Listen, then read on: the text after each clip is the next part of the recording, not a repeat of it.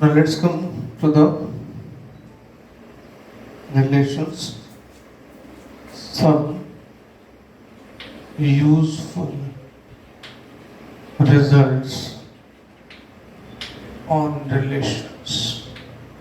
देखो रिलेशंस में जो हमने अब तक पढ़ा था इक्विवेलेंस वाली बात है ना, सिमेट्रिक, ट्रांजिटिव एंड एंटीसिमेट्रिक। अब यहाँ कुछ थ्योरम हम लेते हैं। Theorem 1,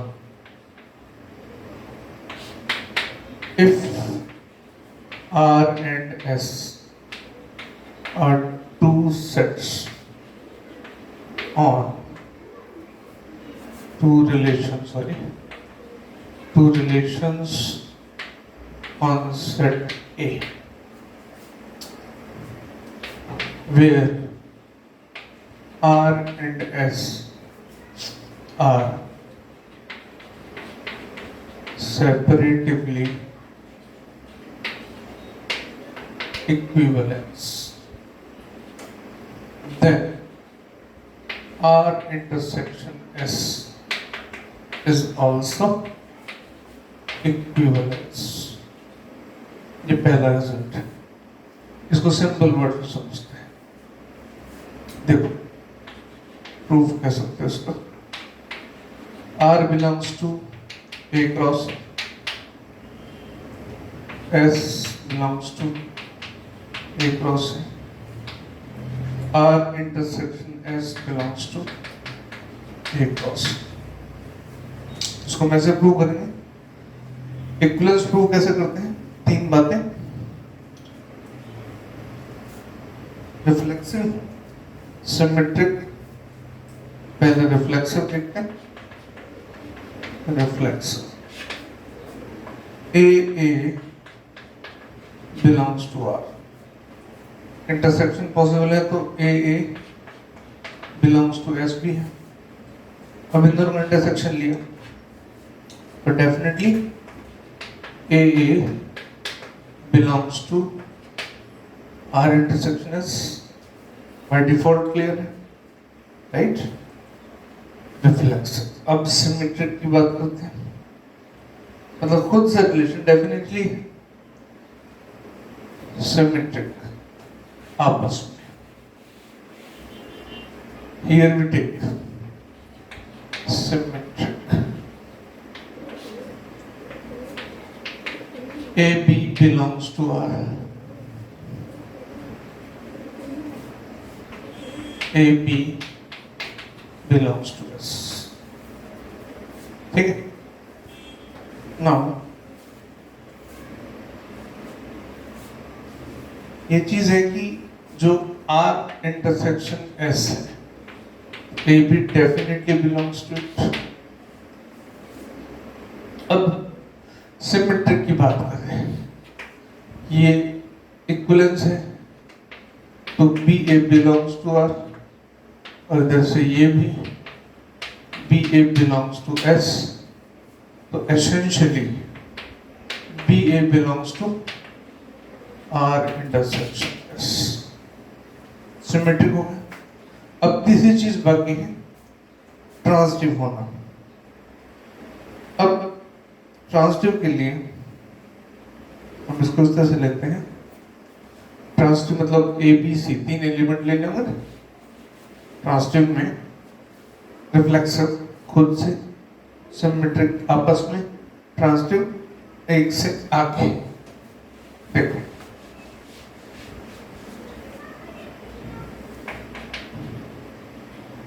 transitive, AB belongs to R intersection S, मैंने समझ लिया, ठीक है। BC belongs to R intersection S, right? अब इंटरसेक्शन में इसका मतलब AB belongs to R and AB belongs to S, इससे BC belongs to R and BC belongs to S। अब जरा इधर ध्यान दो, इधर देखो, ये यहां से इसमें अगर हम देखें इन दोनों को उठा के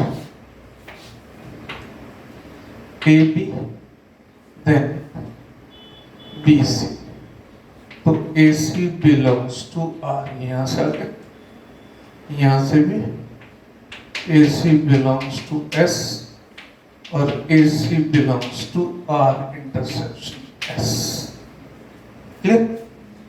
मतलब दो रिलेशन है आर और एस, अगर वो इक्विवेलेंस है किसी सेट पर तो उनका इंटरसेक्शन भी एसेंशियली इक्विवेलेंस रिलेशन होगा।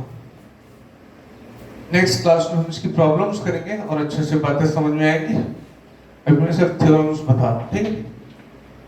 थ्योरम नंबर 2, इनवर्स रिलेशन में फिर से बता देता हूं। ये एक सेट है ए, ये एक सेट है B, 1 2 3 A B C, relation है 1 ए 2 बी 3 सी। अब इसका इनवर्स उल्टा चल, ये है ए से बी की तरफ, ये हो जाना है बी से ए की तरफ, उल्टा चला ऐसा। मतलब A1 B2 C3। तुम अच्छे से एग्जांपल ऐसे ले सकते हो, y is equal to sine x। अब a कौन है? x, x belongs to a, y belongs to b। ये a और ये b। देखो 0 डिग्री, 30 डिग्री, 45, 60 और 90। Sine 0 0, sine 30 half, sine 45 1/√2, sine 60 √3/2, sine 90 1। अब मैं ऐसा लिखूं, x is equal to sine inverse y। Inverse का मतलब यहां से बहुत अच्छे से समझ में आएगा। मतलब मैं ये कहूं कि x मतलब 0 डिग्री साइन इनवर्स किस वैल्यू पे आता? तो 0 पे आता, उल्टा चला गया। 30 डिग्री कब आता है? मतलब साइन 30 1/2 आता है, साइन इनवर्स 1/2 30 डिग्री हो सकता है। ऐसे ही साइन इनवर्स 1/√2 45 डिग्री आता है। ये इनवर्स रिलेशन का मतलब है।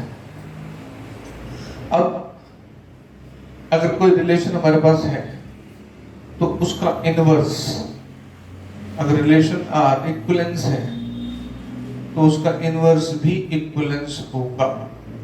देखो कैसे, पहले हम सिमेट्रिक चेक करते हैं।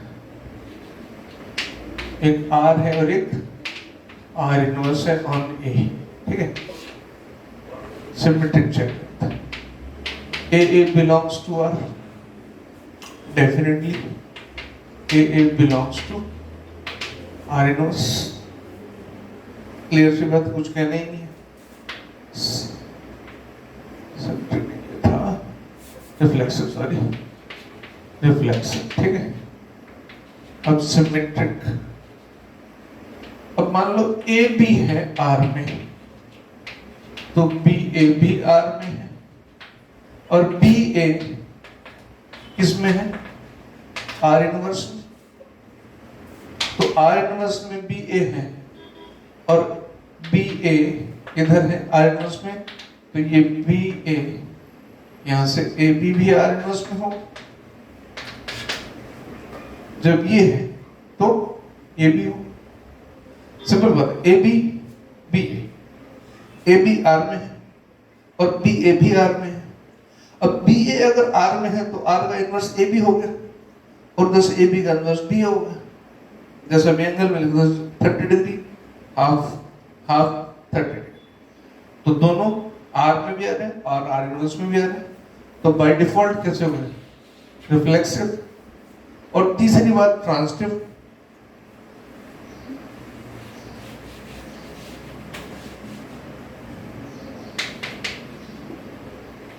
ट्रांजिटिव में हमें 3 लेने होंगे, ए बी एंड सी।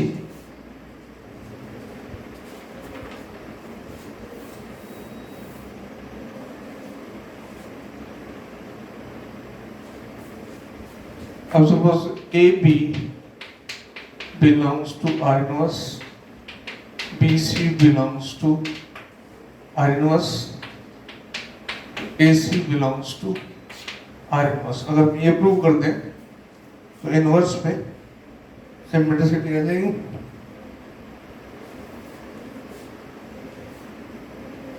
अब अगर ये R इनवर्स में है तो B A R में होगा, ये बात यहाँ से सी भी ये आर में होगा, तो यहां से रिलेशन हो गया, यानी सी ए विल बी इन आर। तो ये ट्रांजिटिव की बात भी होगी, राइट। तो इनवर्स रिलेशन इंक्लूड्स ऑलवेज। तीसरी थ्योरम सिर्फ मैं स्टेटमेंट बता रहा हूं।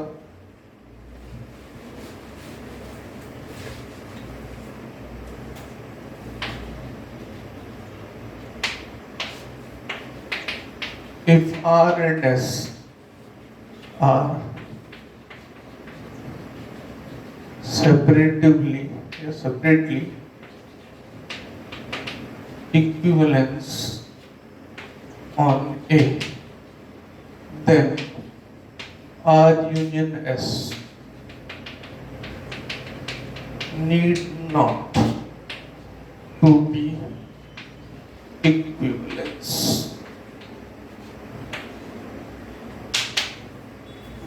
ठीक है, फिर प्रॉब्लम्स करेंगे दोबारा से।